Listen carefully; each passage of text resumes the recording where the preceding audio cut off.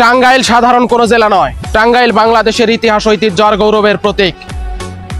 বাঙালি জাতির শ্রেষ্ঠ সন্তান, উপমহাদেশের বিখ্যাত নেতা মাওলানা আব্দুল হামিদ খান ভাসানী, মহান মুক্তিযুদ্ধের সংগঠক, স্বাধীনতার ইশতেহার পাঠক জননেতা শাহজাহান সিরাজ, ঢাকাইয়া চলচ্চিত্রের রাজা, সাংস্কৃতিক কিংবদন্তি প্রয়াত চিত্রনায়ক আসলাম তালুকদার মান্না, এরা সবাই আমাদের টাঙ্গাইলের কৃতি সন্তান।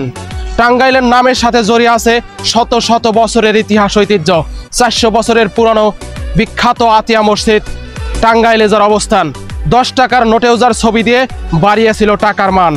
এক সময়ের দীর্ঘতম, বর্তমানে দেশের দ্বিতীয় বৃহত্তম যমুনা সেতু সহ মুক্তিযুদ্ধের সবচেয়ে সাহসী সৈনিক বঙ্গবীর কাদের সিদ্দিকীও আমাদের টাঙ্গাইলের।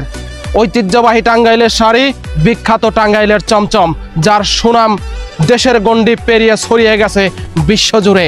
আমি টাঙ্গাইলের ছেলে, টাঙ্গাইলের ছেলে হয়ে আমি গর্ববোধ করি। সুতরাং আমাদের টাঙ্গাইল ঢাকা বিভাগের অধীনে ছিল, আছে, ভবিষ্যতেও থাকবে ইনশাল্লাহ। ময়মনসিংহের যে ভাইরা আমার ভিডিওর কমেন্ট বক্সে এসে বিভিন্ন বাজে ভাষায় গালাগালি করতেছেন, ময়মনসিংহের যেই কন্টেন্ট ক্রিয়েটররা আমার জেলার টাঙ্গাইলকে ছোট করে বিভিন্ন বাজে কন্টেন্ট ক্রিয়েট করতেছেন, তাদেরকে সাবধান করতে চাই। কোনো জেলাকে, কোনো বিভাগকে ছোট করে নয়, যোগ্যতা থাকলে নিজের জেলা, নিজের বিভাগের ইতিহাস, ঐতিহ্য মানুষের সামনে তুলে ধরুন।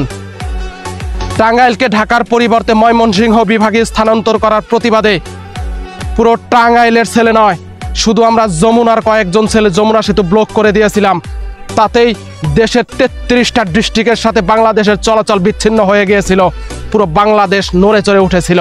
সুতরাং পুরো টাঙ্গাইলকে লাড়া দিবেন না। টাঙ্গাইলবাসী নিজেদের ইতিহাস, ঐতিহ্য রক্ষার্থে প্রয়োজনে পুরো দেশ অচল করে দিতে পারে। মাইন্ড